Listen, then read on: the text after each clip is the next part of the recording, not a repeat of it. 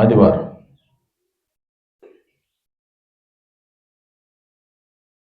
దేవుని వాక్యాన్ని ఎందుకు చెప్తారండి? దేవుని వాక్యాన్ని ఎందుకు చెప్పాలి? ఎందుకు చదవాలి? ఎప్పుడైనా ఆలోచించారా? ఏ చర్చిలోనైనా ప్రతి ఆదివారం దేవుని వాక్యాన్ని బోధిస్తారు. ఎందుకంటే దాని ప్రకారం జీవించటానికి. ఆ యొక్క లేఖన భాగం ఎక్కడ రాయబడింది ఒకసారి చూడండి.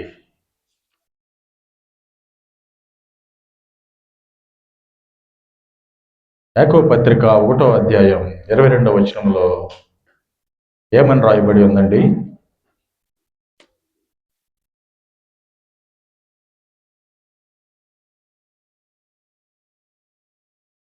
మీరు వినువారు మాత్రమై ఉండి మిమ్మల్ని మీరు మోసపుచ్చుకొనకుండా వాక్య ప్రకారము ప్రవర్తించువారనై ఉండు. ఏమని రాయబడి ఉందండి అక్కడ? వాక్య ప్రకారం ప్రవర్తించటానికి, జీవించటానికి వాక్యం బోధిస్తారు. ఈ చెప్పబడినటువంటి వాక్యం నాకైనా మీకైనా దీని ప్రకారం జీవించటానికి దేవుడు మనకు దేవుని వాక్యాన్ని ఇచ్చాడు. ఈ దేవుని వాక్యాన్ని మనందరికీ తెలుసు. బోధించే విషయాలు, చదివే విషయాలు పదే పదే చదువుతూ ఉంటాం, వింటూ ఉంటాం, బోధిస్తూ ఉంటాం. ఇవెందుకంటే జ్ఞాపకం చేసుకుంటాం. దేవుడు ఈ విధంగా బ్రతకమని మానవులకు ఇచ్చినటువంటి దేవుని వాక్యాన్ని జ్ఞాపకం చేసుకుని ఆ విధంగా బ్రతకటానికి దేవుని వాక్యం బోధించటమైనా, వినటమైనా, చదవటమైనా. మరి ఈ విధంగా బోధించబడతా ఉంది. మన జీవితాలు మనం సరి చేసుకుంటా ఉంటాం దేవుని వాక్యం ద్వారా. మరి ఈరోజు పరిశుద్ధ దినం. మన ముందు ఉంచబడినటువంటి పాత్రలో పాలు పంపులు పొందే ముందు లేఖన భాగంలో నుంచి ఒక భాగాన్ని చూద్దాం. చూచి మన యొక్క జీవితం ఏ విధంగా ఉందో ఒకసారి సరి చేసుకుందాం. ఒకసారి 1 తిమోతి పత్రిక 3వ అధ్యాయం తీయండి.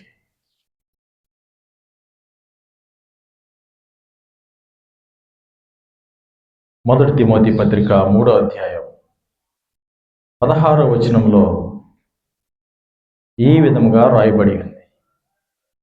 నిరాక్షేపముగా దైవ భక్తిని గూర్చిన మర్మము గొప్పదై ఉన్నది.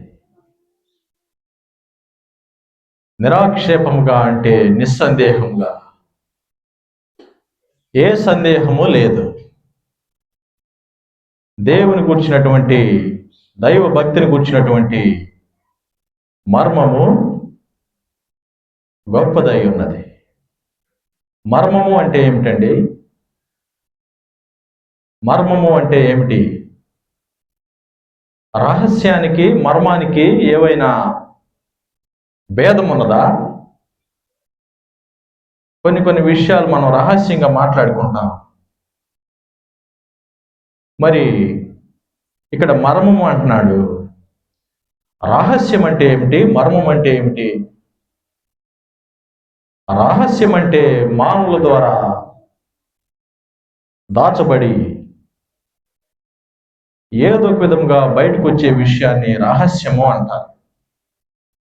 మర్మము అంటే దేవుని ద్వారా తెలియచేయబడే విషయాన్ని మర్మము అంటారు.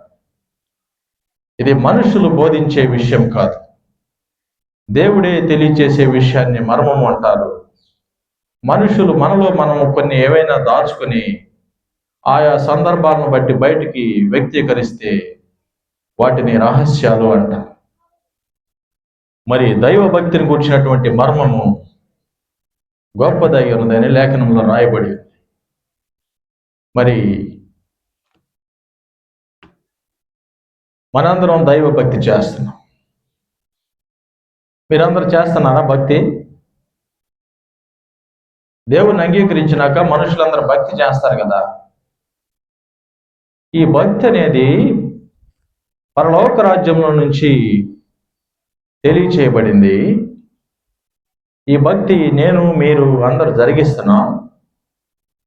అసలు భక్తి అంటే ఏమిటని ఎప్పుడైనా ఆలోచించారా? సహజంగా భక్తి అంటే మనం ఏం చేస్తామండి? మనుషులు ఏం చేస్తారు? దేవుని అంగీకరించిన వారు భక్తి అంటే ఏం చేస్తారండి? భక్తి అంటే ప్రార్థన చేయటం, ఉపవాస ప్రార్థన చేయడాన్ని భక్తి అంటారా? మరి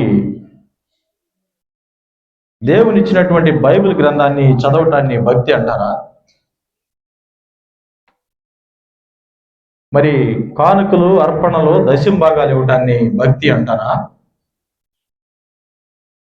మరి దేన్ని భక్తి అంటారు? పాటలు పాడటం భక్త? దేవుని వాక్యాన్ని బోధించటం భక్త? దేవుని వాక్యాన్ని శ్రద్ధగా వినటం భక్త? మరి పాటలు వినటం భక్త? మరి ఏమిటి? తెల్లని బట్టలు ధరించటం భక్త? ఏదైనా సంఘంలో పని చేయటం భక్త? క్లీన్ చేయటం, సాపలు వేయటం, సౌండ్ సిస్టమ్ ఆపరేట్ చేయటం, ఇన్స్ట్రుమెంట్స్ ప్లే చేయటం భక్తి అంటే ఇదేనా?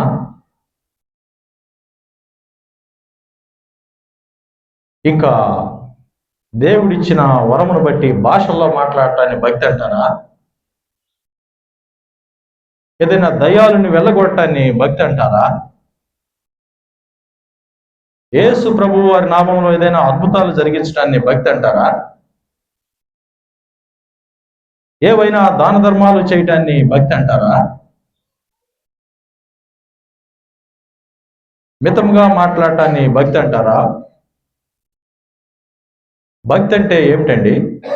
దేన్ని భక్తి అంటారు? భక్తి అంటే దేవుని ఆజ్ఞానుసారమే బ్రతకటమే భక్తి. దీనిలో మనుషులకి దేవుడు ఆజ్ఞాపించాడు ఈ విధముగా బ్రతకమని. దీనిలో చెప్పిన వాటిని నెరవేర్చుతూ బ్రతకటమే భక్తి. ప్రార్థన చేయమని చెప్పాడు, ప్రార్థనే అంత కాదు. బైబిల్ చదవమని చెప్పాడు, భక్తి అంటే అదే కాదు, అది కూడా ఒక భాగం. దేవుడు మరి కృపావరములు కలిగి ఉండమని చెప్పాడు, అదే కాదు, అది కూడా ఒక భాగం. అర్పణలు ఇవ్వమని చెప్పాడు, భక్తులు అది ఒక భాగం. కానుకలు ఇవ్వమని చెప్పాడు, ప్రేమించమని చెప్పాడు, మరి దేవుని పరిచర్యలో పని చేయమని చెప్పాడు. ఇవన్నీ భక్తిలో భాగమే కానీ ఇదే భక్తి కాదు. మరి భక్తి అంటే దేవుని ఆజ్ఞానుసారం బ్రతకటం, 2 దేవుని చిత్తాన్ని నెరవేర్చటం, దాన్ని భక్తి అంటారు. మనమేదో మనుషులకి కనపడాలని మనల్ని మనం అలంకరించుకొని ప్రదర్శనలు చేయాల్సిన పని లేదు. నీ హృదయమైన నా హృదయమైన పరలోకంలో ఉన్నటువంటి దేవుడు చూస్తున్నాడు. హృదయము ఎలా ఉందో దేవునికి తెలుసు. భక్తి నటన అవసరం లేదు. మరి ఈ విధంగా భక్తి చేస్తున్నాం, జీవిస్తున్నాం, తెలుసో తెలియకో కొద్దిపాటి జీవితాన్ని వెళ్ళబుచ్చుతున్నాం. అయితే భక్తిని గురించినటువంటి విషయాలు దేవుని గ్రంథంలో ఒక చోట రాయబడి ఉంది. భక్తి అంటే ఏమిటో దేవుడే తెలియచేస్తున్నాడు. భక్తి అంటే ఇదే అని ఒకసారి సూటిగా చెప్పాడు ఒక సందర్భంలో దేవుడు. ఒకసారి మనం అందరం ఆ యొక్క సందర్భాన్ని చూద్దాం. ఒక్కసారి తీయండి, యాకోబు రాసిన పత్రిక 1వ అధ్యాయం 26వ వచనం.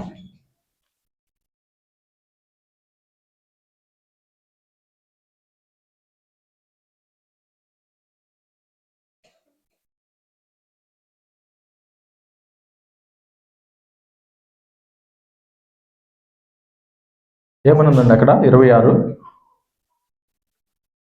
ఎవడైనను నోటికి కళ్ళెము పెట్టుకొనక తన హృదయమును మోసపరుచుకొనొచ్చు భక్తి గలవాడినని అనుకొని ఎడల వారి భక్తి వ్యర్థమే. మనుషులు అనుకుంటారు, మనల్ని మనమే సమర్థించుకుంటాం, భక్తిగానే ఉన్నాం, నీతిగానే ఉన్నాం, పరిశుద్ధంగానే ఉన్నాం అని సహజంగానే మనల్ని మనమే ఊహించుకుంటాం. ఎవరైనా కాని మాట అంటే సహించలేవు.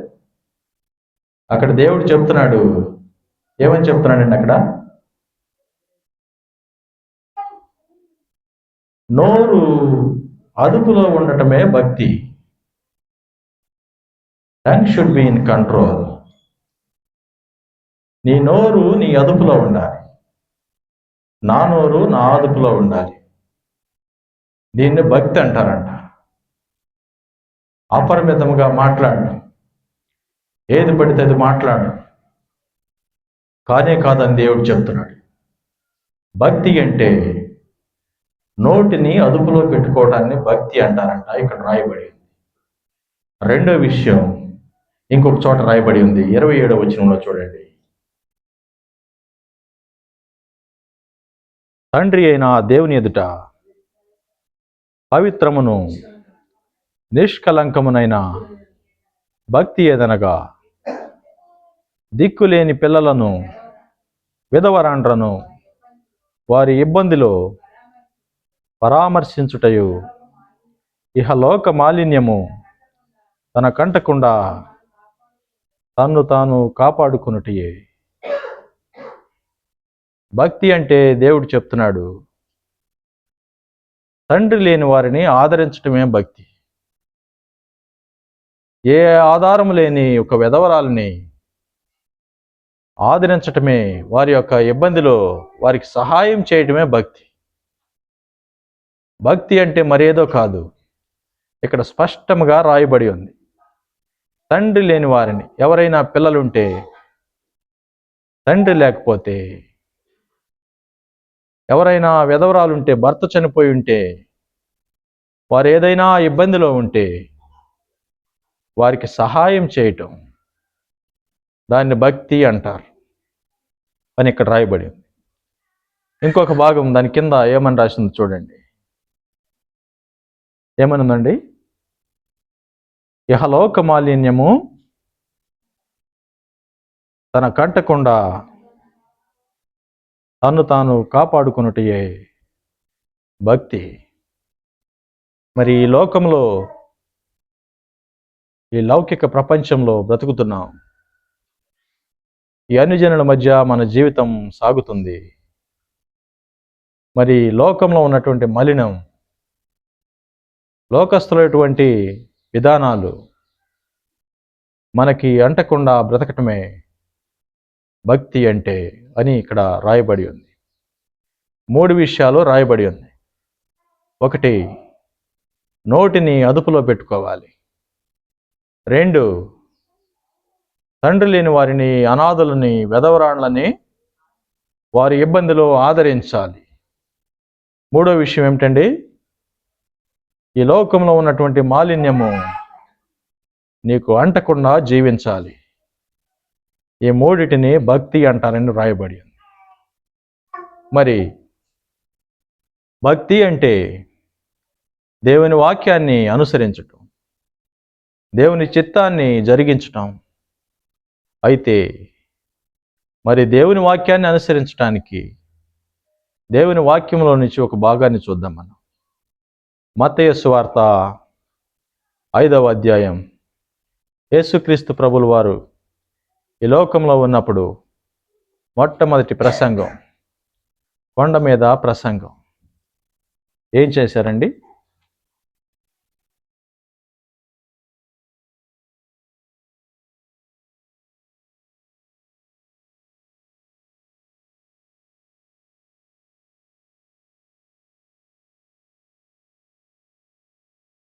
పదకొండవ వచనం ఒక్కసారి.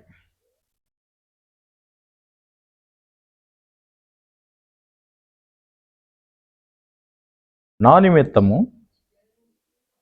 జనులు మిమ్మను నిందించి హింసించి మీ మీద అబద్ధముగా చెడ్డ మాటలెల్లా పలుకున్నప్పుడు మీరు ధన్యులు. ఇదేమిటండి? ఈ విధంగా చెప్పారేంటి? దేవుడిని అంగీకరించారు, దేవుని శిష్యుడిగా దేవుని వాక్యాన్ని గైకొంటా జీవిస్తున్నారు. దేవుడు అంటున్నాడు, లోకస్తులు మిమ్మల్ని నిందిస్తే, మిమ్మల్ని హింసిస్తే మీరు ధన్యులు అంటున్నారు. తర్వాత ఏమన్నది? దాని కంటిన్యూషన్ ఏమన్నదండి?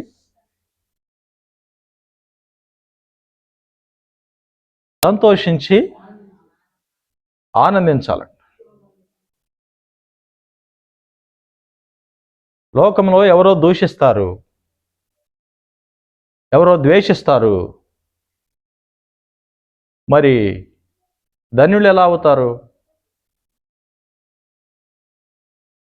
ఇదేమిటండి? కోల్డ్ వెదర్లో కూల్ వాటర్ లాగా ఉంది. అసలే వాతావరణం చలిగా ఉంది. చల్లని ఫ్రిడ్జ్లో నీళ్ళు ఇస్తే ఎలా ఉంటుందండి? హాట్ బెవరేజ్ ఏదైనా ఇవ్వాలా, టీ కానీ పాలు కానీ ఎవరిని ఇస్తే దేహానికి నెమ్మదిగా ఉంటుంది. చల్లని వాతావరణంలో చల్లని నీళ్ళు ఇస్తే ఎలా ఉంటుందండి? అసలే లోకమేమో దూషిస్తుంది, దేవుడేమో మీరు ధన్యులు అంటుంది. ధన్యులు అన్న మాటకి అర్థం ఏమిటంటే దీవింపబడిన వారు అని అర్థం. ధన్యులు అన్న మాటకి అర్థం ఏమిటంటే దేవుని అనుగ్రహము పొందినవారు అని అర్థం. మరి దేవుడు దీవిస్తే, దేవుడు అనుగ్రహం మన మీద ఉంటే మనల్ని దూషిస్తారా? మనల్ని ద్వేషిస్తారా? అంటే అది జరుగుతుంది. ఈ లోకానికి తెలియదు, లోకస్తులకి అన్ని జనులకి తెలియదు. దేవుని విలువ తెలియదు, విశ్వాస జీవితం తెలియదు, పరిశుద్ధ జీవితం ఏమిటో, నీతి ప్రవర్తన ఏమిటో, యథార్థముగా బతకటం ఏమిటో లోకానికి తెలియదు. లోకం దూషించవచ్చు, లోకం హేళన చేయొచ్చు. లోకం ఏ విధంగా దూషిస్తుందండి సంఘాన్ని? లోకము ఏ విధంగా సంఘాన్ని హేళన చేస్తుంది? ఏమని చేస్తారండి? బాప్తీసం తీసుకున్నారని నవ్వుతున్నారా మిమ్మల్ని చూసి ఎవరైనా? సహజంగా లోకస్తులు ఏమంటారంటే, వారికంటే మేమే యోగ్యులం, బాప్తీసం తీసుకున్నారు కానీ, నీళ్లలో మునిగారు కానీ మార్పే లేదు అని అంటది లోకం. ఎందుకు?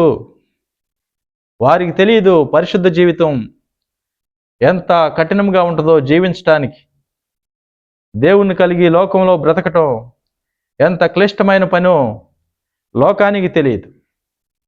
సునాయాసంగా మాట్లాడతారు, మరి భక్తిపరులని హేళన చేస్తారు. బయలుదేరే రెండు భక్తిపరులు అంటారు, మరి చర్చి మీద మైక్ పెడితే మైక్ పెట్టారండి అంటారు, మరి హేళన చేస్తారు. దేవుని వాక్యం అన్నా, దేవుని సంఘం అన్నా, దేవుని ప్రజలన్నా లోకానికి చులకన. ఎలా అయితే అలా మాట్లాడతారు. మరి దేవుని నమ్ముకున్నారు, బాప్తీసం తీసుకున్నారు, మరి మీ అప్పులు పోవట్లేదేంటని నవ్వుతారు, మరి మీకు ఉద్యోగాలు రావట్లేదేంటని నవ్వుతారు, మరి ఆరోగ్యం బాగాలేదేంటని నవ్వుతారు, మీకేనా రోగాలని అంటారు, మరి ఆస్తి పోయిందా దేవుడు నమ్ముకుంటే అంటారు, దేవుడు నమ్ముకుంటే వ్యాపారంలో నష్టం వచ్చిందా అంటారు, మరి వ్యవసాయంలో నష్టం వచ్చిందా, మీ దేవుడు ఏమయ్యాడంటారు.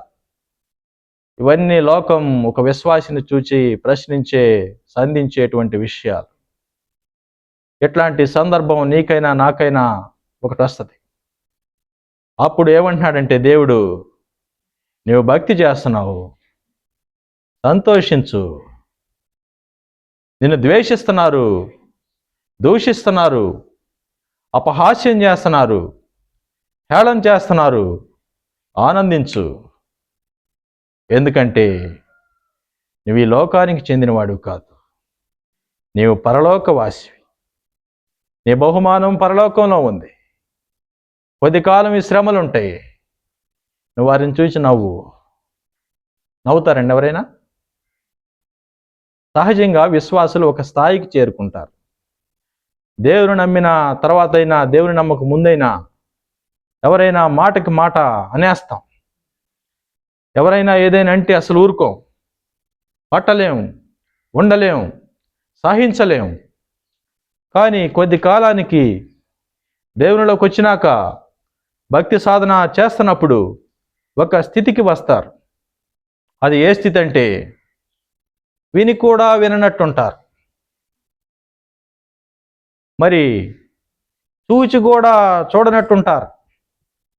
కళ్ళతో అపహాస్యం చేయొచ్చు, నోటితో అపహాస్యం చేయొచ్చు, హేళన చేయొచ్చు.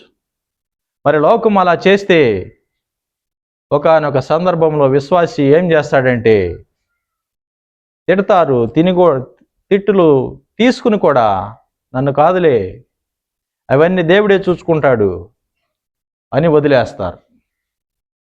అలా చేస్తున్నారు మీలో ఎవరైనా? కనీసం ఆ స్థాయికైనా వచ్చారా? లేకపోతే ఎదురుదాడి చేస్తున్నారా? కొద్ది కాలానికి ఒక విశ్వాసి ఆ స్థాయికి వస్తాడు. దేవుడు అంటున్నాడు, అక్కడ నుంచి కొంచెం ముందుకు ప్రయాణించి నవ్వటం మొదలుపెట్టు బాబు అంటున్నాడు. నిన్ను దూషిస్తే, నిన్ను హింసిస్తే, నిన్ను చూచి హేళన చేస్తే నవ్వు. సంతోషించడం అంటే ఏమిటండి? అక్కడ ఏమనుంది? సంతోషించి ఆనందించుడేనుంది. సంతోషించటం అంటే ఏమిటి? ఆనందించటం అంటే ఏమిటి? ఏవైనా భేదం ఉందా? సంతోషించటం అంటే బహిరంగంగా సంతోషాన్ని తెలియచేయటం. ఆనందించటం అంటే నీ అంతరంగంలో, నీ హృదయంలో ఆనందించటం. మరి దేవుడు చెప్తున్నాడు, నిన్నేమో లోకం దూషిస్తుంది, హేళన చేస్తుంది, అపహాస్యం చేస్తుంది, కొంచెం పెద్దగా నవ్వు అంటున్నాడు దేవుడు. కొంచెం బయటికి కనిపించేటట్టు ఆనందించు అంటున్నాడు. కొంచెం నీ హృదయంలో ఉప్పొంగు దేవుని రాజ్యాన్ని బట్టి, దేవుని రాజ్యంలో నీకు కలగబోవు బహుమానాన్ని బట్టి లోపల నవ్వు బాబు, నవ్వమ్మా అంటున్నాడు. మరి నవ్వుతారా మీరు? నవ్వుతారండి? ఎవరైనా దూషించి హేళన చేసి అపహాస్యం చేస్తే నవ్వుతారా? నవ్వితే ఏం చేస్తారు? ఇంకా అపహాస్యం చేస్తారు. ఆత్మగౌరవే లేదు, సిగ్గు అంతకంటే లేదు, తిడతనా నవ్వుతున్నారు. ఇదేమిటండి అని ఇంకా తిడతారు. అప్పుడు ఏం చేయాలి? ఇంకా నవ్వాలి, మీ ఆనందం ఇంకా అధికమవ్వాలి. మరి ఎలా సాధ్యమవుతుందా? దేవుడు అంటున్నాడు, భక్తి అంటే ఇదేనమ్మా అంటున్నాడు. దేవుని వాక్యము నెరవేర్చడమే భక్తి అయితే, నిన్ను దూషించినప్పుడు నవ్వటమే నువ్వు దేవుని వాక్యాన్ని నెరవేర్చడం. మరి ఆ విధంగా జరిగిస్తామా మనం? ఒక్కసారి దేవుని వాక్యాన్ని శ్రద్ధగా ఆలకించి హృదయంలోనికి తీసుకుందాం. దేవుడు చెప్తున్నాడు, ఆనందించి సంతోషించు, నీ సంతోషాన్ని బయటికి కూడా తెలియచేయి అంటున్నాడు. రెండవ ఆజ్ఞ దేవుడు మనకిచ్చింది నెరవేర్చడానికి భక్తిలో భాగం ఇవన్నీ సాధన చేయటం. మరి రెండవ దేవుని ఆజ్ఞ ఏమిటంటే చూడండి ఒకసారి 29వ వచనం. 29వ వచనం. నీ కుడి కన్ను నిన్ను అభ్యంతరపరిచిన ఎడల దాన్ని పెరికి నీ యొద్ద నుండి పారవేయి. నీ దేహమంతయు నరకములో పడవేయబడకుండా నీ అవయవములో ఒకటి నశించడం నీకు ప్రయోజనం కదా. నీ కుడి చెయ్యి నేను అభ్యంతరపరిచిన ఎడల దాని నరికి నీ యొద్ద నుండి పారవేయి. దేవుడు చెప్తున్నాడు, కన్ను తీసేయి అంటున్నాడు. దేవుణ్ణి అంగీకరించావు, బాప్తిసం తీసుకున్నావు, సంఘంలో చేర్చబడ్డావు, పరిశుద్ధ జీవితం సాగిస్తున్నావు. ఈ కన్ను పాపానికి వెళ్ళిపోతుంది. పైన అక్కడ రాయబడి ఉంది, వ్యభిచారం నిమిత్తం పాపం. దేహంతో పాపం చేయాలని కన్ను పాపాన్ని వాంఛిస్తుంది. దేవుడు అంటున్నాడు, ఈ కన్ను తీసేయి అంటున్నాడు. ఈ చెయ్యేమో పాపం చేయాలని వాంఛిస్తుంది. దేవుడేమో ఈ చెయ్యి తీసేయి అంటున్నాడు. చెయ్యి తీసేయమన్నాడా? ఏమన్నాడండి అక్కడ? నరకాలంట. ఏదైనా సంఘంలో, ఏ ప్రాంతంలోనైనా దేవుణ్ణి నమ్మి పాపాన్ని జయించలేక, ఈ దేహాన్ని అధిగమించలేక ఒక కన్ను కానీ ఒక చెయ్యి కానీ తీసేసిన ఒక విశ్వాసిని మీరు ఎప్పుడైనా చూసారా? ఏ దేశంలోనైనా ఎప్పుడైనా విన్నారా? ఈ కన్ను పాపం చేస్తుంది, ఈ కన్ను నాకు వదిలే, నేను దేవుని రాజ్యానికి వెళ్ళాలి, కన్ను లేకపోయినా పర్లేదు, ఈ కన్ను తీసేస్తానని ఎవరైనా ఒక కన్ను తీసేసినటువంటి విశ్వాసిని కానీ, ఈ చెయ్యి పాపం చేస్తుందని ఒక చెయ్యిని తీసివేసినటువంటి విశ్వాసిని కానీ మీరు ఎక్కడైనా చూచారా? దాని అర్థం ఏమిటండి? దేవుడు అంటున్నాడు, కన్ను పెరిగిపారే, తీసేసి లాగేసి. కన్ను లాగేయటం కుదురుతుందా? ఒక చేతిని తీసివేయటం, నరికివేయటం కుదురుతుందా? మరేంటి దేవుడు అలా చెప్తున్నాడు ఏంటి అంత కఠినంగా? ఏమిటండి దాని అర్థం ఏమిటి? ఎప్పుడైనా ఆలోచించారా? ఎప్పుడైనా ఎవరైనా చెప్పారా మీకు ఈ భాగాన్ని? ప్రతి జనవరి 1కి మత్తయి సువార్త నుంచి మొదలు పెడతాం మనందరం వాక్యం, బైబిల్ ప్రారంభించడానికి, చదవటానికి. ఇదేమో 5వ అధ్యాయంలోనే ఉంది. ఇదేమో అత్యంత ప్రాముఖ్యమైనటువంటి మొట్టమొదటి దేవుని ఉపదేశం. యేసు ప్రభుల వారు బోధించడం ప్రారంభించినాక మొట్టమొదటి ఉపదేశంలో భాగమే నీ కన్ను తీసేయి అంటున్నాడు, నీ చేయి కూడా తీసేయి అంటున్నాడు. మరి ఇదేమిటండి? దీని అర్థం ఏమిటండి? కన్ను తీసేస్తే ఎలా, చేయి తీసేస్తే ఎలా? ఎప్పుడైనా ఆలోచించారా? దాని అర్థం ఏమిటంటే, నిన్ను అభ్యంతరపరిచే విషయం ఏదైనా నీ కంటికి, నీ చేతికి సమీపముగా ఉండకుండా నిన్ను నీవే దూరముగా వెళ్ళిపోమని ఆంగ్ల బైబిల్లో రాసి ఉంది. నాకు తెలియదు, మీకు ఎలా అర్థం కాదో నాకు కూడా అలానే అర్థం కాదు. మరి ఎంతకాలం, జీవితాంతం, జీవితం అయిపోయేంత వరకు ఏమి అర్థం కాదు, చదువుతానే ఉంటాం. ఉపయోగం ఏముంది? ఏమైనా ఉందా? ఒక అతను డైలీ కాలేజీకి వెళ్తున్నాడు, అన్ని సబ్జెక్ట్స్ ఫెయిల్ అయ్యాడు. ఒక అతనేమో అసలు కాలేజీకే వెళ్ళటం లేదు, అతను కూడా అన్ని ఫెయిల్ అయ్యాడు. వారిద్దరికి ఏమిటండి భేదం? ఏమిటండి? ఒక అతనేమో దేవుని వాక్యాన్ని అసలు చదవడు, ఒక అతనేమో రోజు చదువుతాడు. రోజు చదివిన అతనికి ఏమీ అర్థం కాదు. మరి ఆ చదవని అతనికను డైలీ చదివి అతనికి ఏంటండి భేదము? ఏమైనా ఉందా? ఏమైనా ఉందా? అందుకని దేవుడు మనకి ఏం ఉపదేశిస్తున్నాడో దాన్ని సరిగా చదివి పరిశీలించి హృదయంలోనికి తీసుకోవాలి. దేవుడు చెప్తున్నాడు, దేవుని సమాజానికి ఏదైనా ఒక పాపము చేయవలసిన సందర్భం వస్తే, పాపం చేయటానికి నీ కన్ను నిన్ను అభ్యంతరపరిస్తే, పాపం చేయటానికి నీ యొక్క దేహము నిన్ను బలవంతం చేస్తే, ఆ పాపము నుంచి దూరముగా పారిపో, keep your self from the temptation అని రాయబడింది. నిన్ను శోధించే విషయం ఏదో ఉంటుంది హృదయంలో. ఆ యొక్క శోధించే విషయం నుంచి కొంచెం పక్కకి జరుగు బాబు అంటున్నాడు. కొంచెం దూరంగా వెళ్ళిపో అంటున్నాడు. మరి భక్తి సాధనలో ఇది ఒక భాగం.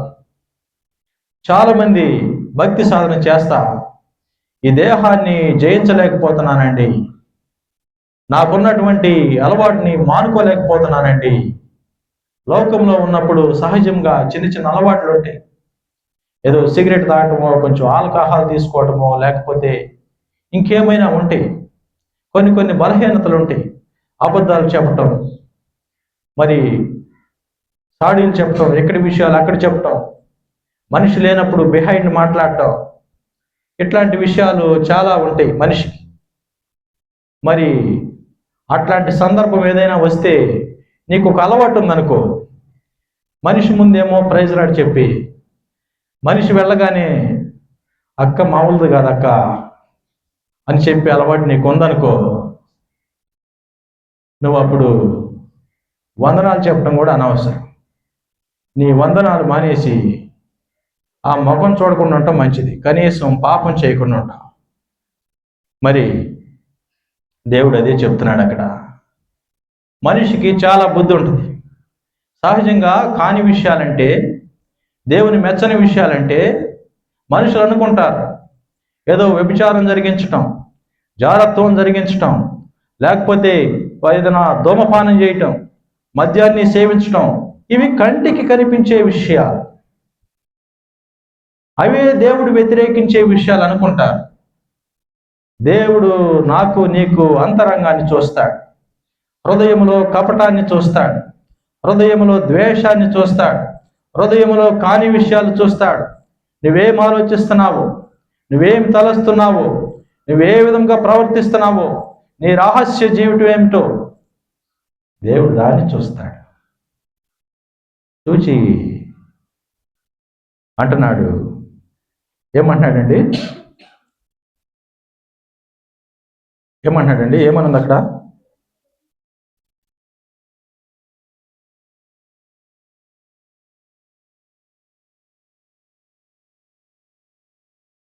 పాపం నుంచి దూరంగా పారిపో, నిన్ను బలహీనపరిచే ఒక విషయం నుంచి కొంచెము దూరం జరుగు అని దేవుడు చెప్తున్నాడు.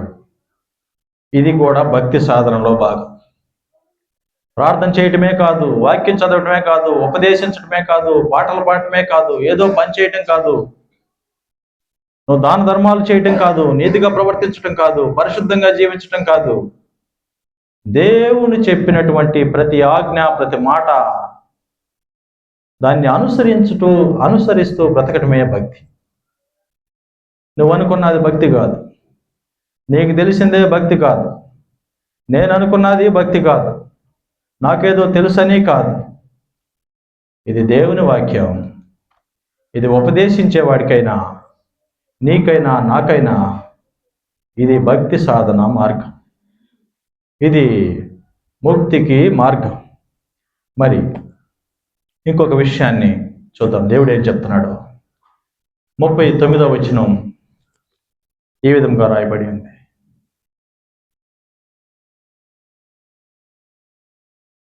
దుష్టుని ఎదిరింపక నిన్ను కుడి చెంప మీద కొట్టువాని వైపునకు ఎడమ చెంప కూడా త్రిప్పు. చాలండి. దుష్టుడు అంటే ఆంగ్ల బైబిల్లో ఈవిల్ పర్సన్ అని రాయబడింది, చెడ్డ మనిషి. చెడ్డ మనుషులు ఎవరండి? చెడ్డ మనిషి అంటే దేవునిని అంగీకరించిన వ్యక్తిని చెడ్డ మనిషి అంటారు. దేవునిని అంగీకరించిన వ్యక్తిని నీతిమంతులు అంటారు. మరి ఎవరైనా లోకస్తులు ఒక సందర్భం వచ్చింది, నీకు చెంప మీద పెట్టి కొట్టారు, దేవుడు ఏం చేయమంటున్నాడంటే రెండో చెంప కూడా చూయించంటున్నాడు. మరి మీరు అట్లా చూయిస్తారా? మనం చూయించగలమా? ఇదేమిటండి ఇంత కఠినమైన బోధ చేస్తున్నాడు యేసు ప్రభువు వారు. మరి లోకంలో బ్రతకాలి, మనిషికేమో సెల్ఫ్ రెస్పెక్ట్ ఉంటుంది. మరి ఎట్లా అట్లా కొడితే చూపిస్తామా? దేవుడు అంటున్నాడు, ఎవరైనా లోకస్తులు నిన్ను కొడితే ఇటుపక్క కూడా కొట్టు బాబు అన్నట్టు తిరగాలంట. అది భక్తి సాధన. దేవుడు చెప్తున్నాడు, దాన్ని భక్తి అంటారు. దాన్ని కూడా నువ్వు చేస్తే నువ్వు భక్తి చేస్తున్నావని అర్థం. ఇంకా కింద ఇంకొక విషయం ఉంది. నీ మీద ఎవరైనా వ్యాజ్యం వేసి ఏదైనా కేసు పెట్టారు, నీ మీద కేసు పెట్టి నీ దగ్గర ఉన్నవన్నీ తీసుకోవాలని ఆశిస్తున్నారు. దేవుడు ఏం చెప్తున్నాడంటే,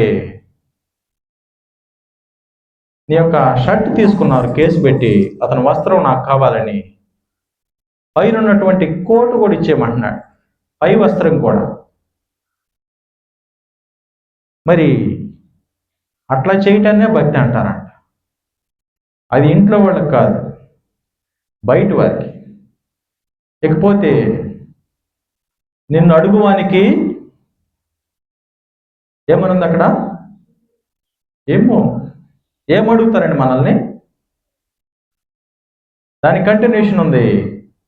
నిన్ను అప్పు అడుగగోరు వారి నుండి నీ ముఖము త్రిప్పుకొనవద్దు. ఎవరైనా ఏదైనా అడిగితే ఇవ్వమని చెప్తున్నాడు దేవుడు. సహజంగా మనుషులు ఏం చేస్తారంటే, ఏదైనా కనిపిస్తే అడుగుతారని కనిపించకుండా పెట్టేస్తారు, కన్సీల్ చేస్తారు. ఇకేం కనిపించదు. ఒక వ్యక్తి, ఇద్దరు వ్యక్తులు పరిచయం ఉంటుంది. అతని స్వభావం ఇతనికి, ఈమె స్వభావం ఆమెకి తెలుసు. ఇక ఆమె వస్తుందంటే ఏం చేస్తారంటే విషయాలన్నీ బయటపడిపోతాయి. అడుగుతుందేమో అని ఏం చేస్తారంటే దాచిపెట్టుకుంటారు, తీసి లోపల పెట్టేస్తారు. కొంతమంది అయితే అసలు తినే ఆహారం కూడా దాచుకుంటారు. మరి అదేమిటో కానీ భక్తి పరులే, భక్తి సాధనే, పరిశుద్ధులే, పళ్ళలో పాలు పంపులు, ఆరాధన, పాటలు, ఉపవాసాలు అన్నీ చేస్తారు. ఇవి కూడా ఉంటాయి. మరి దీన్ని ఏమంటారు? దేవుడు అంటున్నాడు, నీ హృదయము విశాలం చేసుకుని జీవించు. నిన్ను ఎవరేదైనా అడిగితే ఏమంటున్నారు అక్కడ? ఇచ్చే అంటున్నాడు. ఆలోచించొద్దు అంటున్నాడు. మరి అప్పు అడుగగోరువానికి నీ ముఖము త్రిప్పవద్దు. ఎవరైనా ఫోన్ చేస్తే డబ్బులు అడుగుతారేమో అని ఇక ఫోను తీరంటే తీరు. మళ్ళీ అన్నీ మామూలు, ఆరాధన మామూలుగానే చేస్తారు. మళ్ళీ కనిపిస్తే ప్రేమ ముద్దులు పెడతారు, అన్నా ప్రైజ్లాడన్నా అంటారు. నేను కూడా అలా చేసేవాడిని. నాకు భయం, ఎవరైనా ఏదన్నా అడుగుతారేమో నేను భయం వేసేది. నేను చాలా ఓపెన్గా ఉండేవాడిని. జేబులో డబ్బులున్నా ఎంత ఉన్నది ఎదుటి వాడికి తెలిసిపోయింది. నా యొక్క పర్సులో ఏముందో తెలిసిపోయింది. నా బ్యాంకులో ఎంత ఉందో కూడా తెలిసిపోయింది నాతో తిరిగేవాడికి. వాళ్ళేమో ఇస్తా ఉండేవాడిని. ఇచ్చి ఇచ్చి ఇచ్చి ఇస్తానే ఉంటా. నా దగ్గర ఉంటే ఇప్పుడు కూడా నేను కాదన్న ఎవరికి. మరి ఇస్తానే ఉంటే వారు తీసుకుంటానే ఉంటారు. ఇక ఒక సందర్భం వచ్చింది, ఇక నాకు భయం వచ్చేసింది. నన్ను మొత్తం సున్నా చేసేస్తారేమో, నాకేం లేకుండా చేసేస్తారేమో, ఇక నేను వట్టివాడిని అయిపోతానేమో అని భయం వచ్చి ఫోను ఆన్సర్ చేసేవాడిని కాదు. ఇక ఫోన్ తీయను, మెసేజ్ పెడితే మెసేజ్ చూడను.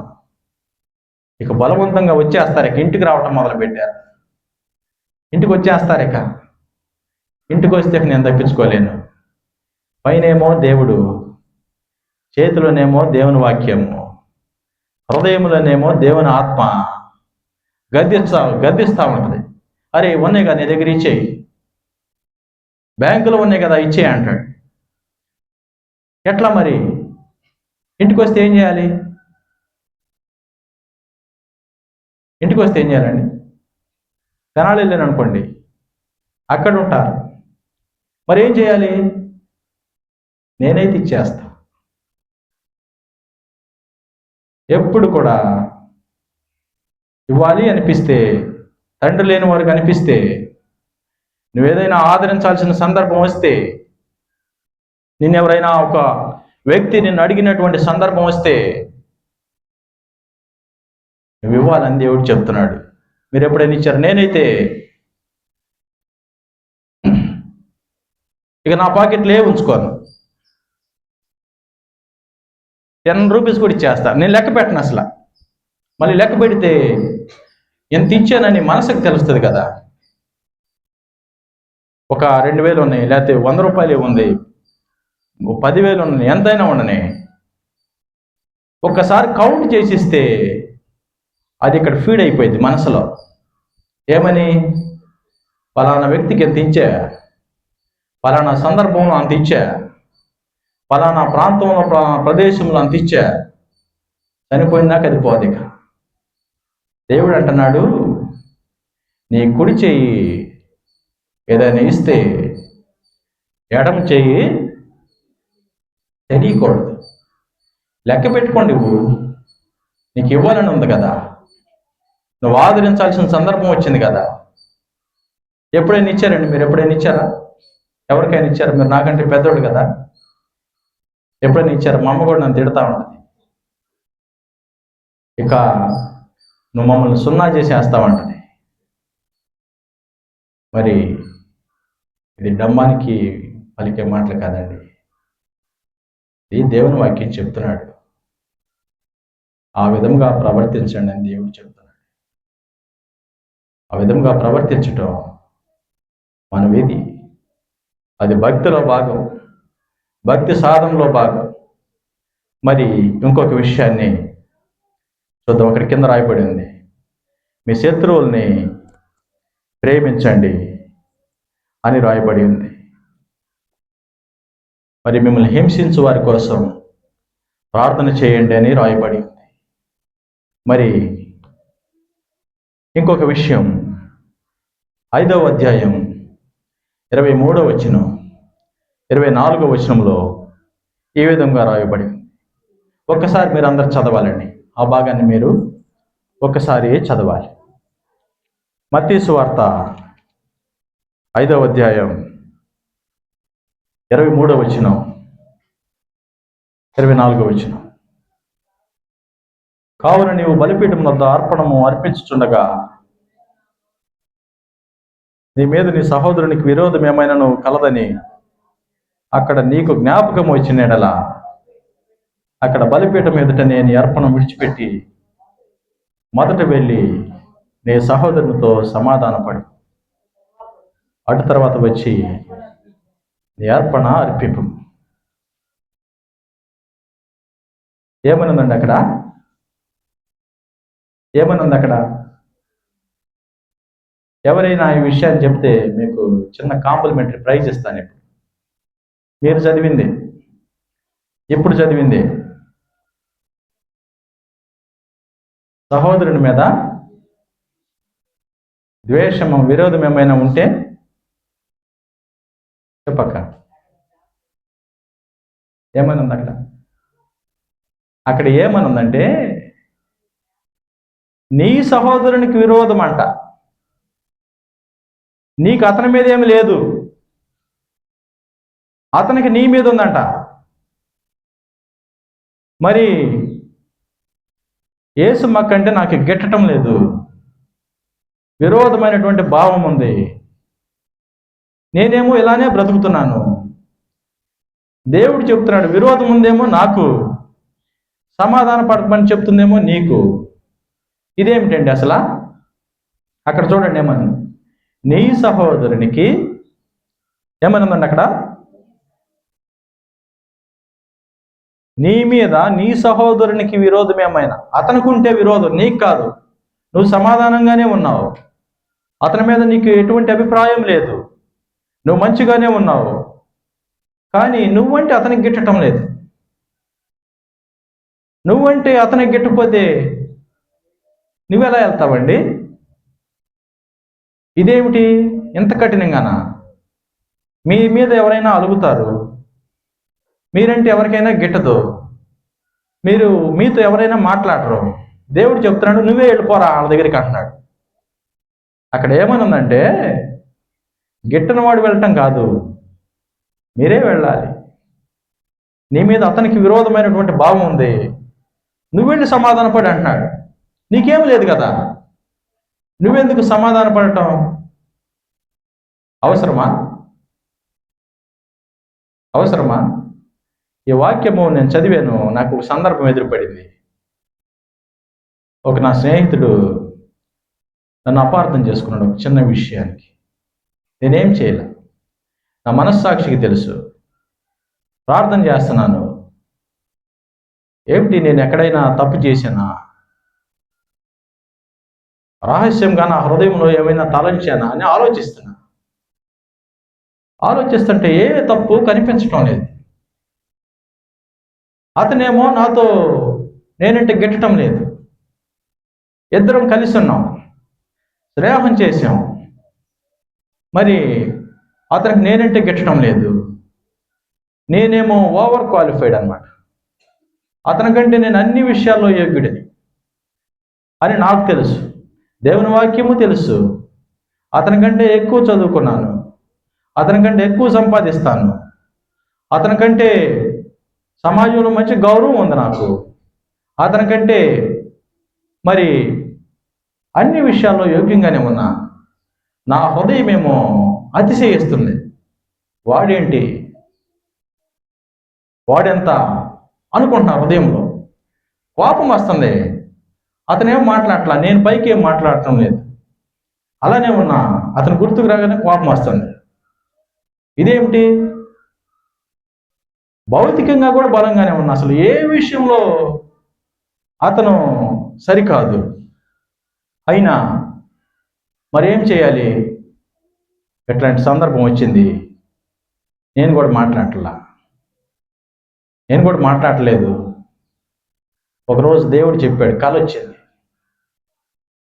కల వస్తే లేచి ఆలోచిస్తున్నా, ఇదేమిటి, దేవుడు ఏమైనా చెప్తున్నాడు నాకు సరి చేసుకోమని అని ఆలోచించా. ఏమీ లేదు, కల్లో కూడా దేవుడు ఏం చెప్పలా, మౌనంగా ఉన్నా. మళ్ళీ ఒక వారానికి మరలా ఇంకో కల వచ్చింది. ఆ కల్లో మళ్ళా వచ్చాడు. అతను వస్తున్నాడు కల్లోకి. కల రావటం అంటే అతను వస్తున్నాడు. నా మీద విరోధంగా ఉన్నటువంటి వ్యక్తి నా కల్లోకి వస్తున్నాడు. రెండోసారి వచ్చాడు. అప్పుడు కూడా నా ఆత్మ పరిశీలన చేస్తున్నా. హృదయంలో రహస్యంగా ఏదైనా ఉందా, అతని మీద ద్వేషం ఏమైనా ఉందా, ఏవైనా అతని విషయంలో తప్పు చేశానా అని నేను ఆలోచిస్తుంటే ఏమి కనిపించడం లేదు. దేవుడు అంటున్నాడు, అరే కలిసి ఇంతకాలం ఉన్నావు కదా, ఒకసారి మాట్లాడరాదు అన్నాడు. అట్లా అనిపిస్తుంటే నేను అతనికి మెసేజ్ చేశాను, అరే బాబు నన్ను క్షమించరా, మరి నా హృదయంలో కూడా నేను ఏం తలంచలేదు, మరి ఎంత పరిశీలన చేసినా నేనేం చేశానో నాకు తెలియటం లేదు, నన్ను క్షమించు అన్నా. అంటే అతనికి ఇంకా కోపం పోలా. అతనేం మాట్లాడట్లా. నేనేం చేయాలి? ఏం మాట్లాడట్లా. క్షమించమన్నా కానీ సరే తీసేసేయి, దాని గురించి మాట్లాడబాకు, అసలు ఏం మాట్లాడబాకు అంటాడు. ఏం చేయాలండి? ఒక విశ్వాసికి అట్లాంటి సందర్భాలు వస్తాయి. మనం బ్రతుకుతున్నాం కదా, లోకంలో, కుటుంబంలోనైనా, సంఘంలోనైనా, సమాజంలోనైనా ఇట్లాంటి పరిస్థితులు వస్తాయి. నీ తల తీసి కింద పెట్టేటువంటి సందర్భాలు వస్తాయి. దేవుడు చెప్తున్నాడు, నీ మీద ఎవరికైనా విరోధం ఉంటే నీవే వెళ్ళి సమాధానపడు అంటున్నాడు. దాన్ని భక్తి సాధన అంటారు, దాన్ని కూడా భక్తి అంటారు. ఇంకొక విషయం, మరి ఇలా బ్రతకటానికి దేవుడేమో ఇంత కఠినమైన విషయాలు చెప్తున్నాడు. నీవే సమాధానపడు, నీ కంటిని తీసివేయి, నీ చేతిని నరికేయి, మరి శత్రువును ప్రేమించు, నిన్ను అడుగువానికి ఇచ్చేసేయి, మరి ఇవన్నీ చెప్తున్నాడు దేవుడు. ఇవన్నీ సాధ్యమేనంటారా చేయటానికి? మనం ఎందుకు చేయట్లేదు చెప్పండి? ఈ విషయం మీరు అందరు వినాలి. ఒకసారి ఇటు చూసి గమనించండి. ఈ విషయం చాలా అవసరమైనటువంటి విషయం. ఈ విధంగా మనం నేనైనా మీరైనా బ్రతకలేకపోవడానికి ఏంటి కారణం? దేవుడు చెప్పాడు మనకి ఇట్లా బ్రతకండి బాబు అని. మనమేమో బ్రతకలేకపోతున్నాం. ఏంటండి కారణం? ఎప్పుడైనా ఆలోచించారా? మీరు ఎవరికైనా తెలుసా? నాకు చాలా సంవత్సరాలకు తెలిసింది ఈ విషయం. ఎవరు చెప్పలా. చూస్తున్నా, ఆలోచిస్తున్నా, వాక్యం చదువుతున్నా. ఏంటి అసలు దేవుని వాక్యానుసారంగా బ్రతకలేకపోవటానికి కారణం ఏమిటంటే, మనిషికి జీవపు డంబం ఉంటుంది హృదయంలో. దేవుడు చెప్పాడు, ఈ లోకంలో ఉన్నదంతా శరీరాశ, నేత్రాశ, జీవపు డంబం. జీవపు డంబం అంటే ఏమిటండి తెలుసా? విన్నారా మీరు? జీవపు డంబం అని అంటున్నారు. అసలు జీవపు డంబం అంటే ఏంటో తెలుసా? తెలుసండి? జీవపు డంబం అంటే ఏంటో తెలుసా? జీవపు డంబం అంటే సెల్ఫ్ రెస్పెక్ట్ అన్నమాట. ఆత్మాభిమానం అంట. ఆత్మాభిమానం అంటే నిన్ను నీవే గౌరవించుకోవడం. మనం ఉంటాం, మనకేదో కొంచెం చదువు ఉంటుంది, లేకపోతే ఏదో చిన్న పదవి ఉంటుంది, లేకపోతే కొంచెం ఉద్యోగం ఉంటుంది, లేకపోతే బ్యాంకులో కొంచెం డబ్బులు ఉంటాయి, లేకపోతే బలంగా ఉండొచ్చు, లేదా అందంగా ఉండొచ్చు, లేకపోతే ఇంకేదో నీకు కలిగింది ఏదో ఉండొచ్చు. దాన్ని బట్టి ఏముంటుందంటే నేను అనే అహం అక్కడి నుంచి కిందకి దిగరం. సేవకులు కూడా గమనించండి మీరు. విశ్వాసంలో వయసు పైబడిన వారు కూడా చిన్నపిల్లలకి ప్రైజ్ రేట్ చెప్పరు. ఎప్పుడైనా గమనించారా? పెద్ద సేవకులు కానీ కొంచెం వయసు మళ్ళిన విశ్వాసులు కానీ చిన్నపిల్లలు ఎవరైనా కనిపిస్తే ప్రైజ్ రేట్ చెప్పరు. లేకపోతే ఏదైనా పని చేయాల్సి వస్తే చేయరు. ఎందుకనండి? మీరు చూడండి, నేనైతే సేవకులు ఎక్కువ మందిని చూసాను, ప్రైజ్ రేట్ చెప్పరు. వాళ్ళు మనం విశ్వాసులు చెప్పి నాకు ఇటు తిరిగి ఉంటారు, లేకపోతే వెయిట్ చేస్తూ ఉంటారు. ఎందుకని? అదే జీవపు డంబం అంటే. నేను పెద్ద సేవకుడిని కదా అనుకుంటాడు, నేను పెద్ద విశ్వాసిని కదా అనుకుంటాడు, వారు నాకంటే తక్కువ వారు కదా అని అనుకుంటారు, వారికి వాక్యం తెలియదు కదా అనుకుంటారు, నాకంటే ఎక్కువ ప్రార్థన చేయరు కదా అని అనుకుంటారు, నాకున్నటువంటి కృపావరాలు అతనికి లేవు కదా అని అనుకుంటారు, నాకున్నటువంటి డబ్బు, హోదా, చదువు, బంగళాలు, ఇళ్ళు, ఆస్తులు వాటికి లేవు కదా అని అనుకుంటారు. అందుకని అది హృదయంలో ఉండి ఈ విధంగా ప్రవర్తిస్తూ ఉంటాడు. మనిషి ప్రవర్తనను బట్టి అతని అంతరంగం ఏందో చెప్పొచ్చు. దాన్ని ఏమంటారంటే సైకాలజీ అంటే అదే. నువ్వేం చూస్తున్నావు, ఏం మాట్లాడుతున్నావు, ఎలా నడుస్తున్నావు, బట్టలు ఎలా వేసావు, వీటన్నిటిని బట్టి నీ అంతరంగాన్ని ఆవిష్కరిస్తారు. లోకమే చెప్తుంది, మనమేమో ఇక్కడ మెత్తగా నటిస్తాం. ఎవరికి ఏం తెలియదని అందరికీ తెలుసు, లోకానికి తెలుసు, దేవునిలో స్థిరముగా ఉన్న విశ్వాసికి తెలుసు. ఒక మనిషి దేవుని ఆజ్ఞను పాటించలేకపోవటానికి, వాక్య ప్రకారము బ్రతకలేకపోవటానికి కారణం ఏమిటంటే జీవపు డంబం. మరి దేన్ని బట్టి అతిశయిస్తారు మనుషులు? నేను అనే అహం. పదవిని బట్టి, ఉద్యోగాన్ని బట్టి, చదువును బట్టి, వృత్తిని బట్టి, పెద్ద పరిచయాలను బట్టి, ఆస్తిని బట్టి, అందాన్ని బట్టి, బలాన్ని బట్టి, ఆశయాన్ని బట్టి, నైపుణ్యాన్ని బట్టి, వాక్యం తెలుసని, వాక్యం ఉపదేశిస్తానని, పాటలు పాడతానని, ప్రార్థన చేస్తానని, దేవుని వరాలు ఉన్నాయని, వీటన్నిటిని బట్టి అహం హృదయం నిండిపోయింది. ఇక నువ్వేమాత్రం నీ హృదయంలోనికి దేవుని వాక్యం వెళ్ళదు, నువ్వు గ్రహించవు, నువ్వు ఇక తలొంచవు, నువ్వు దేవుని వాక్యాన్ని నెరవేర్చవు. దేవుని వాక్యాన్ని నేనైనా మీరైనా నెరవేర్చలేదంటే ఇదే కారణం. అహం అడ్డుపడుతుంది, జీవపు డంబం మనల్ని ఏళ్తూ ఉంటుంది. మరి ఈ జీవపు డంబం మరి ఏం చేయాలండి మనం? సామెతల గ్రంథం 16వ అధ్యాయం 18వ వచనంలో జీవపు డంబాన్ని గురించి ఒక మాట చెప్పారు. Pride goes before destruction. పడిపోవటకు ముందు అహంకారమైన మనస్సు నడుచు. నీ అహం నీ పతనానికి కారణమవుతుంది. నువ్వు దేవుని వాక్యాన్ని నెరవేర్చలేకపోవటానికి, దేవుని ఇష్ట ప్రకారం వాక్యానుసారం బ్రతకలేకపోవటానికి ఒకే ఒక కారణం, నువ్వు దేనిని బట్టో అతిశయిస్తున్నావు. మనుషులు అతిశయిస్తారు. మరి నువ్వు దేనిని బట్టి అతిశయిస్తున్నావో నీకు తెలుసా ఆ విషయం? ఎప్పుడైనా యోచన చేశారా? ఫలానా విషయాన్ని బట్టి నేను అతిశయిస్తున్నాను, గర్విస్తున్నాను అని ఎప్పుడైనా ఆలోచించారా?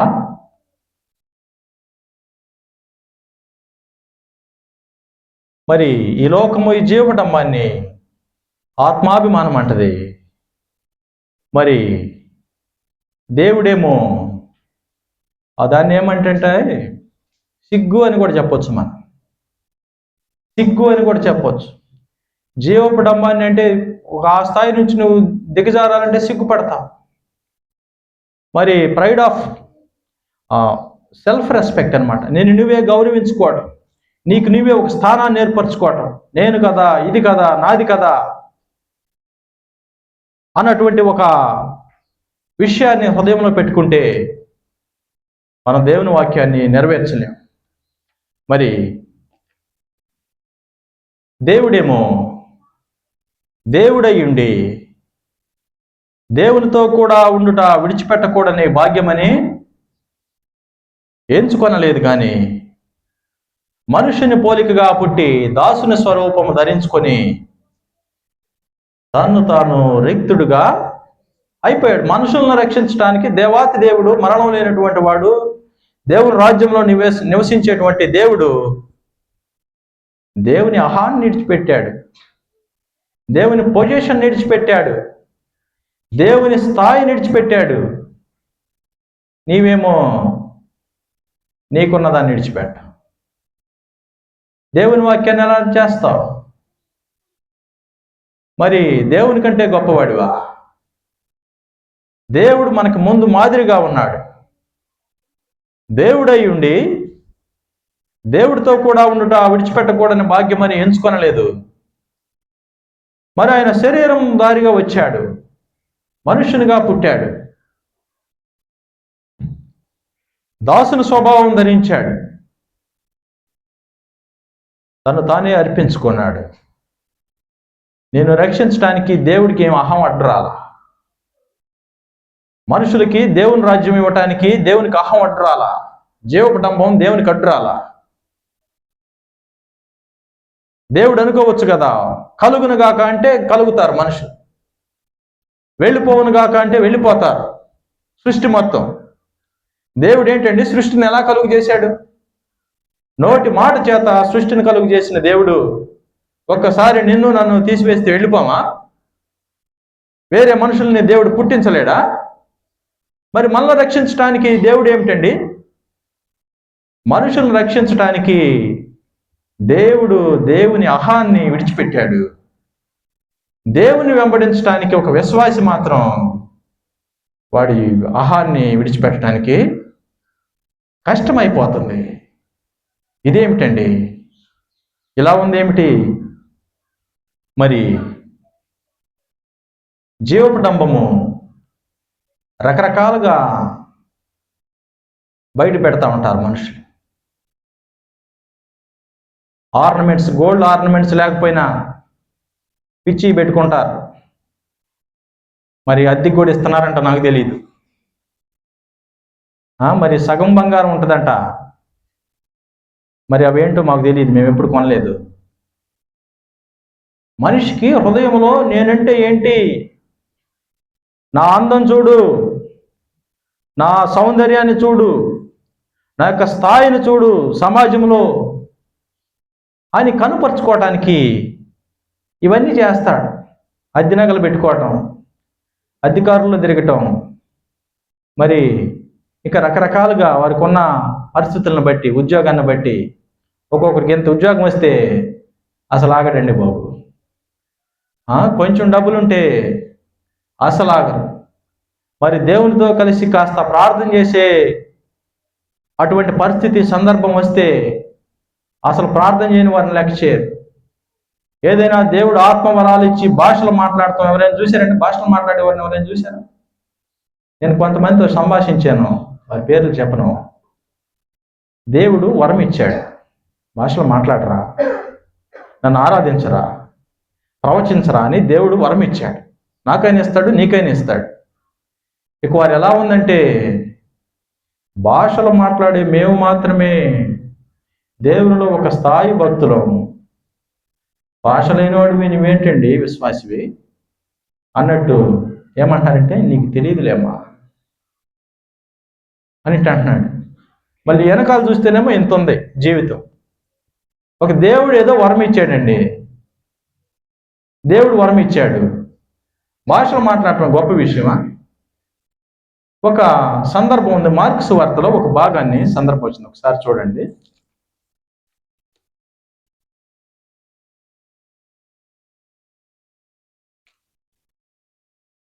మార్కు సువార్త 9వ అధ్యాయం 38వ వచనం ఈ విధంగా రాయబడి, అంతటా యోహాను బోధకుడా, ఒకడు నీ పేరట దయ్యములను వెళ్ళగొట్టుట చూచి వాడు మనను వెంబడించువాడు కాడు, గనుక వారిని ఆటంకపరిచితమని చెప్పాను. అందుకు యేసు వారిని ఆటంకపరచుకుని, నా పేరట అద్భుతములు చేసి నన్ను చులకనగా నిందింపగల వాడెవడనూ లేడు, మనకు విరోధి కాని వాడు మనపక్షముగా ఉన్నవాడు. ఇక్కడ ఒక సందర్భం ఉంది. దేవుడు అంటే అతనికి తెలియదు,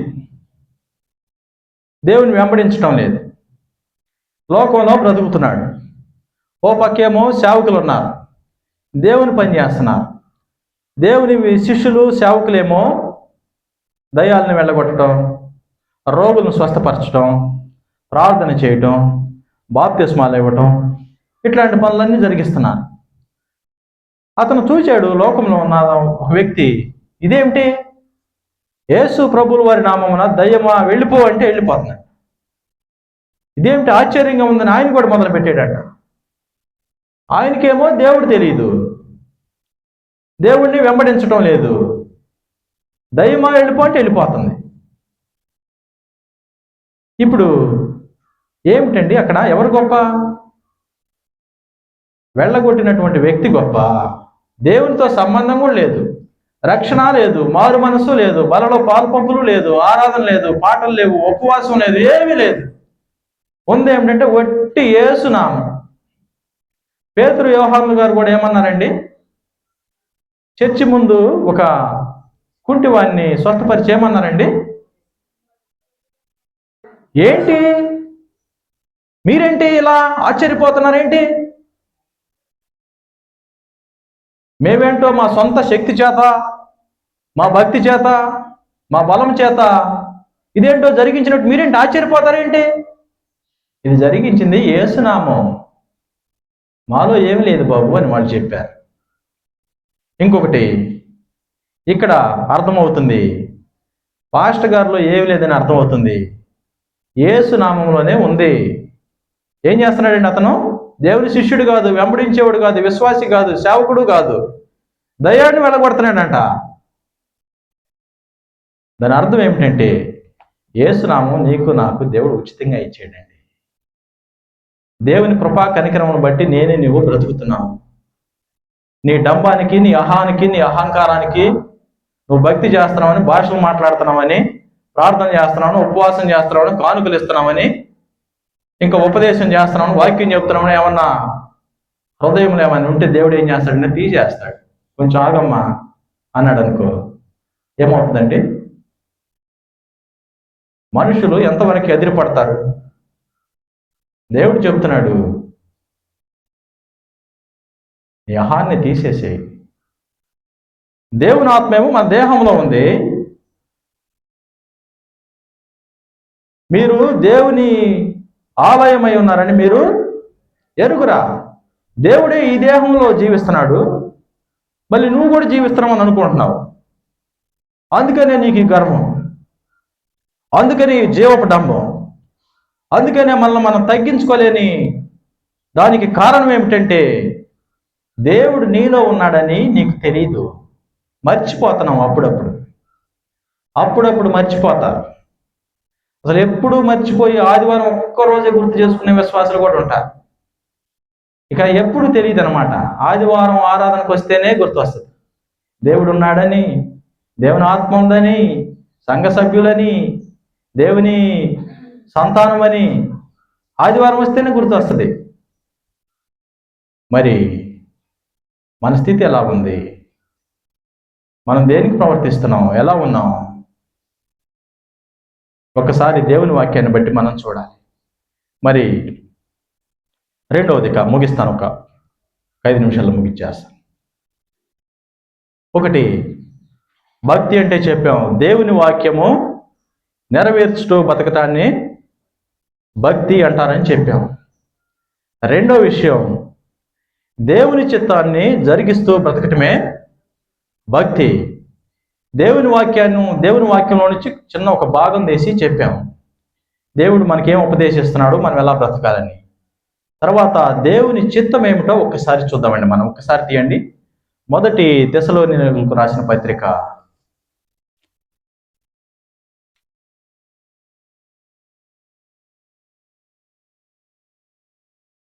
5వ అధ్యాయం 16వ వచనం. ప్రతి విషయమందును కృతజ్ఞతాస్తుతులు చెల్లించుడి, ఇలాగ చేయుట యేసుక్రీస్తునందు మీ విషయంలో దేవుని చిత్తం. దేవుడి చిత్తం ఏమిటంటే మనుషులు కృతజ్ఞత తెలియచేయాలంట. థ్యాంక్స్ చెప్తారా దేవుడికి మీరు ఎప్పుడైనా? కృతజ్ఞత అంటే ఏంటంటే థ్యాంక్స్ చెప్పడం. ఎవరైనా కొంచెం ఒక గ్లాసు వాటర్ ఇస్తే థ్యాంక్స్ అండి అంటారు. ఎవరైనా కొంచెం బండి కొంచెం దూరం ఎక్కించుకుంటే థ్యాంక్స్ అండి అంటారు. ఏదైనా అవసరంలో ఏదైనా సహాయం చేసి కొంచెం డబ్బులు ఇస్తేనో, ఏదైనా పని చేస్తేనో, అయ్యా బాబు థ్యాంక్స్ అయ్యా అంటారు. దేవుడు అంటున్నాడు, నువ్వు బ్రతికే బతుకులో నీవు దేవునికి ఏమని చెప్పమనుందండి అక్కడ? కృతజ్ఞతాస్తుతులు చెప్పాలి. అట్లా చెప్పటం అంట దేవుని చిత్తం అంట. మనం చెప్పడం దేవుని చిత్తం.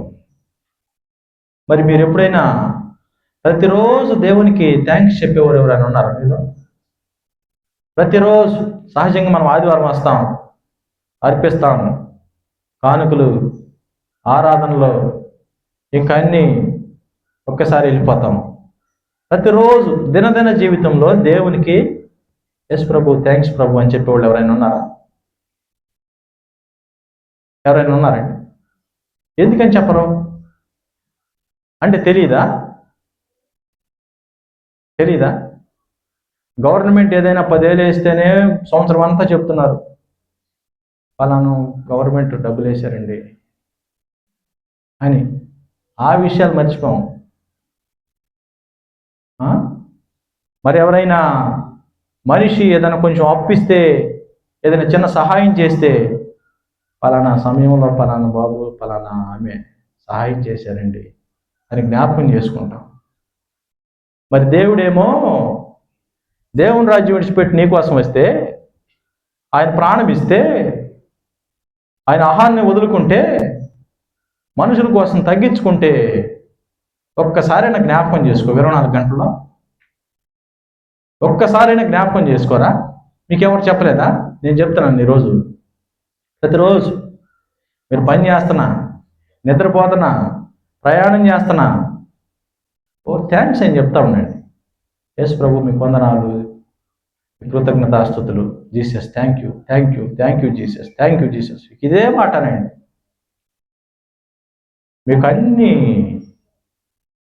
మీకు సమాధానం వస్తుంది. దేవుని ఆత్మ మీలో ఉంటుంది. మీకు నెమ్మది కలుగుతుంది. అది దేవుడి చిత్తం కూడా. అది నువ్వు చెయ్యాలి కూడా. అది నువ్వు చేయాల్సిందే. అదేమిటంటే దేవుడిని జ్ఞాపకం చేసుకో. ఎవరైనా మీ తండ్రి ఎవరండి అంటే ఏమంటారండి? వాళ్ళ పేరు చెప్తారా? నన్ను ఒకరోజు కోవిడ్ అప్పుడు వెజిటబుల్స్ తీసుకురావడానికి వెళ్ళాను. ఒక ఎస్ఐ గారు ఆ పేరు లేడీ. మీ నాన్న పేరేంటయ్యా అంది. మా నాన్నగారి పేరు స్టాలిన్ అండి అన్న. నిజమేనా అన్నాడు. నీకు మైండ్ ఉందా అన్న. నేను, నీకు ఉద్యోగం ఎవరు ఇచ్చారమ్మా? ఎవడైనా తండ్రి పేరు తప్పు చెబుతాడా అన్న అనేసరికి ఇక పోలీసులు నా మీదకి వచ్చారు, కానిస్టేబుల్స్ పక్కన. ఏంటి మేడం గారి మీదకి తిరగబడతావు? నువ్వు కాస్త ఆగు బాబు, అవేం మాట్లాడుతుంది నువ్వు అన్న అనేసరికి ఆమెకు భయం వేసిపోయింది. తప్పు చేస్తే ఎవరికైనా భయమే. మరి దేవునికి థ్యాంక్స్ చెప్పడానికి ఎందుకండి సిగ్గు? దేవునికి థ్యాంక్స్ చెప్పడానికి ఎందుకంత నామోషి? దేవుడు నీ కోసం అంత చేస్తే భక్తి చేస్తున్నావు, థ్యాంక్స్ చెప్పవు. ఇదేమిటంటే ఇది గర్వమా, అహమా, అతిశయమా, తెలియనితనమా? అసలు తెలియదా? థ్యాంక్స్ చెప్పాలని తెలియదా?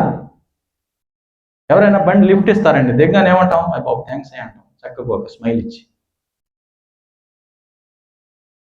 ఎవరైనా కొంచెం సహాయం చేస్తే ఒక్క నవ్వు నవ్వి అమ్మ చాలా సహాయపడ్డారమ్మా అంటారు. కానీ దేవుడికి మాత్రం చెప్పరు.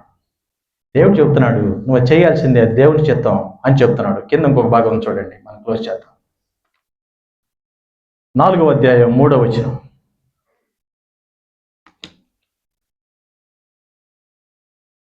ఏమనుందండి? మీరు పరిశుద్ధులగుటియే, అనగా మీరు జారత్వమునకు దూరముగా ఉంటే దేవుని చిత్తం. దేవుని చిత్తం ఏమిటంటే నువ్వు పాపం చేయకుండా ఉండటమే అని చెప్తున్నాడు. దేవుని చిత్తం జరిగించాలి, నువ్వు పాపం చేయకూడదు అన్నమాట. మరి అది దేవుని చిత్తం. పాపం చేసేటప్పుడు గుర్తు రావాలి, ఇది దేవుని చిత్తం, దేవుడు పాపం నుంచి వేరైపోమన్నాడని గుర్తుకు రావాలి. దేవుని వాక్యం గుర్తుకు రావాలి, నువ్వు పాపం నుంచి వేరైపోవాలి. మరి అది దేవుని చిత్తం. అది జరిగిస్తున్నావా? చాలా విషయాలు అందరూ అన్ని జరిగిస్తూనే ఉంటారు, మరి భక్తి కూడా సాగిస్తూనే ఉంటారు. శారదమ్మ అక్క వచ్చింది, అక్క ఒకరోజు నువ్వు లేనప్పుడు నీ గురించి ప్రస్తావించాం. మీ ఇంటి దగ్గర వివాహం చాలా ఘనంగా జరిగించారు. మరి మేమందరం ప్రేమతో వచ్చాం, ఆతిథ్యం ఇచ్చారు. మరి లోకస్తులను మెప్పించడానికి వారికి తగినట్టుగా చేశారు. సంఘస్థుల్ని మెప్పించడానికి మమ్మల్ని పక్కన పెట్టి భోజనాలు పెట్టారు. ఇదేమిటండి? జీవకుటుంబం ఎన్ని విధాలకు పనిచేస్తుందో తెలుసా? పెళ్లి కార్డులో, ఇన్విటేషన్ కార్డులు ఏమంటారండి? మీ ఇంటి పేరు ఏందాక? కొండరాజు వారి వివాహ మహోత్సవం, పెద్ద ఘనంగా. దాని అదే జీవకుటుంబం అంటే ఏదో కాదు, నా దేవుందలే అనుకోవచ్చుగా. కార్డులు కొట్టడానికి వెళ్ళారు, ఇట్లా అన్నారు, వివాహ ఆహ్వానం అని రాయొచ్చుగా. ఫలానా వారు ఆహ్వానం అని రాయాలా? మనిషికి జీవకుటుంబం రకరకాలు పని చేస్తూ ఉంటుంది, కానీ తెలియదు మనకి. మనం నోటీస్ చేయము, అలా సాగిపోతూ ఉంటాం. ఇంకొక విషయం ఒకసారి చూడండి. 1 పేతురు పత్రిక 2వ అధ్యాయం 15వ వచనం ఒకసారి చూడండి, క్లోజ్ చేద్దాం.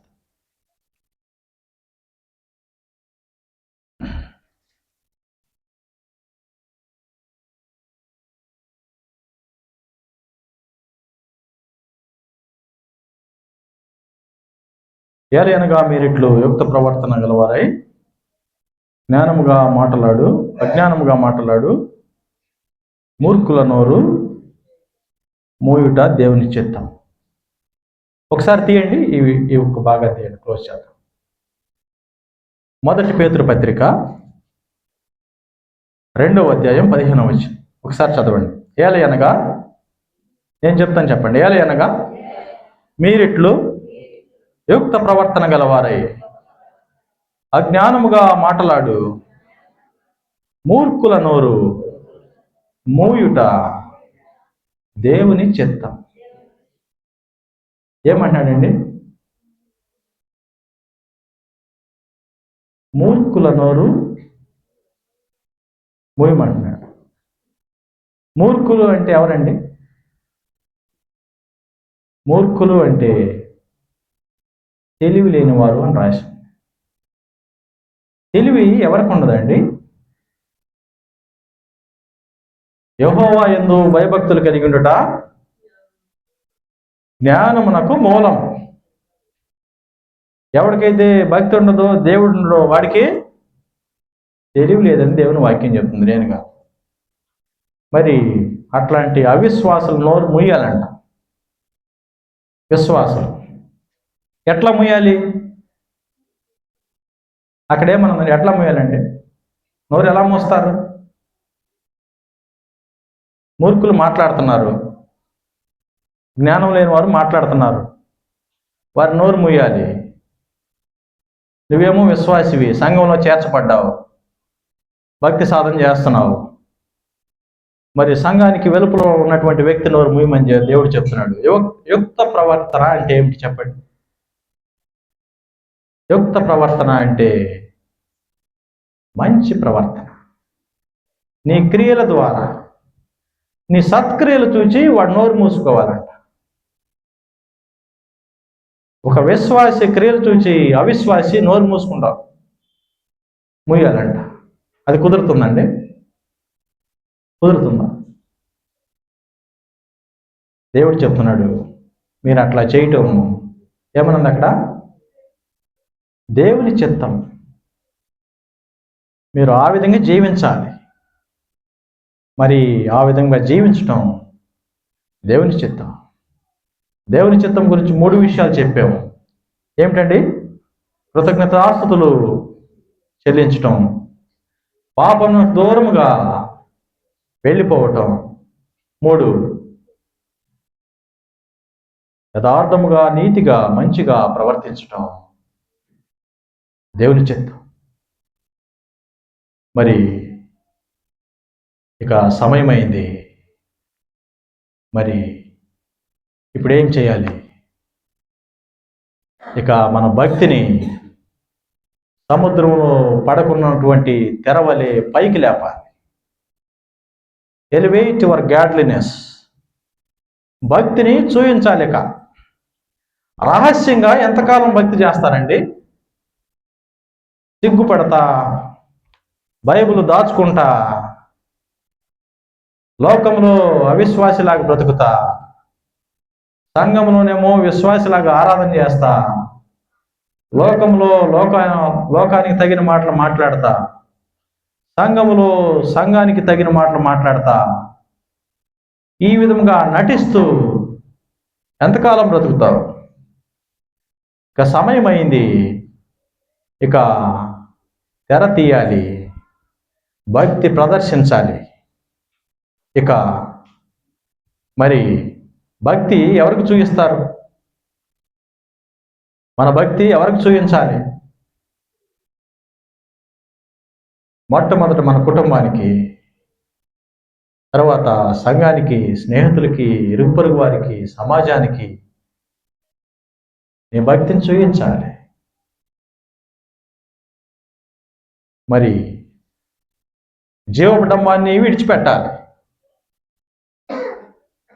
విడిచిపెట్టి దేవుని ఆజ్ఞలో చేతపట్టాలి. దేవుని రాజ్యం నిమిత్తం ఎదురు చూడాలి. దేవుని కోసం కరిగిపోవటం ప్రారంభించాలి. మీకోసం మీరు చేసుకునేది కాకుండా దేవుని కోసం మీరు ఏదైనా చేసేదే భక్తి. మీకోసం మీరు కాకుండా ఇంకేమైనా చేస్తున్నారు మీరు? ఒకరోజు మీరు క్యాలిక్యులేట్ చేసుకుంటే 24 అవర్స్ మీకోసం మీరు చేసే పని కాక ఇంకా ఏమైనా మిగిలిందా?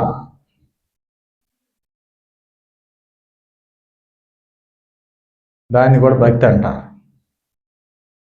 మన కోసం మనం చేసే పని కాకుండా ఒకడు 1 మైలు నడువ రమ్మంటే 2 మైళ్ళు వెళ్ళిపో అని ఉందా లేదండి? అక్కడ మరి ఏం చేస్తాం? రహస్య జీవితాన్ని వీడాలి, జీవపడంబాన్ని విడిచిపెట్టాలి. దేవుడు తన అహాన్ని విడిచిపెడితే, దేవుని స్థాయిను తగ్గించుకుంటే, మరి నీవేమో ఇంకా మార్పు చెందవు. దేవునిలోనే ఉంటాం, కానీ అంతరంగం మార్పు చెందదు. నాకైనా, నేను మీకు చెప్పడం కాదు, నాకు కూడా మన అంతరంగం ఏమిటంటే అంత సులువుగా మార్పు చెందదు, కొంత సమయం పడుతుంది. మరి ఆశ కలిగి దేవుని వాక్యాన్ని ధ్యానించాలి, దేవుని వాక్యాన్ని వినాలి, మరి చేతపట్టాలి, హృదయంలో భద్రపరుచుకోవాలి, దీని ప్రకారం జీవించాలి. మరి దాన్ని భక్తి అంటారు. మరి మన ముందున్నటువంటి పాత్రలో పాల్పొప్పులు పొందినప్పుడు మన హృదయాన్ని మనం పరీక్ష చేసుకుందాం. ఏమైనా భక్తి ఉందా? జీవపడము ఉందా? కాని విషయాలు ఏమైనా రహస్యంగా ఉన్నాయా? ఒక్కసారి సరి చేసుకుని మనమే ఆత్మ పరిశీలన చేసుకుని దేవుని ఎదుట విడిచిపెట్టి దేవుని వాక్యం చేతపట్టి మనం పాత్రలో పాల్పొప్పులు పొందాం.